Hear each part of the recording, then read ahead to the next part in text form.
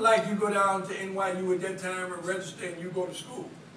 You had to go through certain hoops to get there. Most of us couldn't get to the maze to get to NYU or Columbia University or UCLA or whatever school it might be.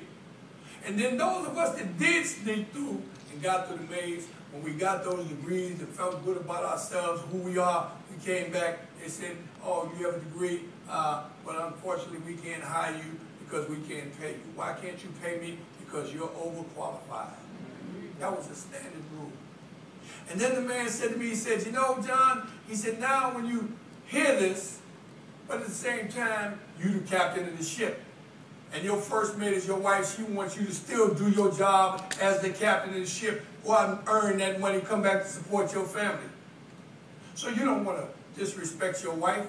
You go out and look for a job, but you know it ain't no job, so you might go to your friend's house. And tell your friend, say, hey man, somebody turned me on to something new. And then you start chipping with this new product.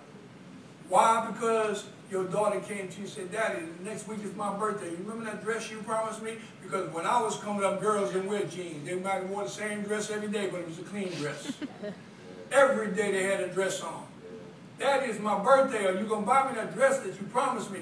Yeah, baby girl, I'm going to get you that dress. And he walks down the hall in the apartment, and he puts in his hand in his pocket, and he got nothing but holes in it.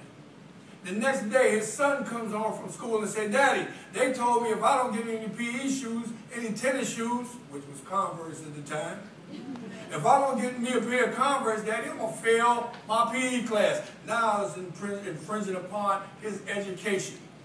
It ain't a social thing like, Daddy, can I get that dress for my birthday? It's his education. You going to be able to give me those tennis shoes, Dad? Yes, son, I'm going to get you. And now he goes down the hall again and reaches in his other pocket, and his hand went down to his kneecap because he got big holes.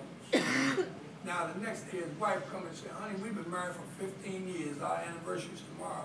What we going to do? Knowing that he don't have anything. Now this is the lowest in self-esteem that a man can have, because now he's starting to look at his life in terms of, I'm not a husband to my wife. I'm not a father to my kids. And every time I get up in the morning to go brush these teeth of mine, I find that I like the guy in the mirror even less. I don't have no respect for myself anymore. I don't like myself anymore. And then here's someone dingling heroin in your face, say, try this, you can forget who you are. So we took drugs back in the 40s, in the 50s for escapism. It's not like what's happening today. People want to take drugs because they think it's a social trip. That's because our kids got a whack. A lot of our kids, a lot of you youngsters in this university right now, you know exactly who I'm talking about.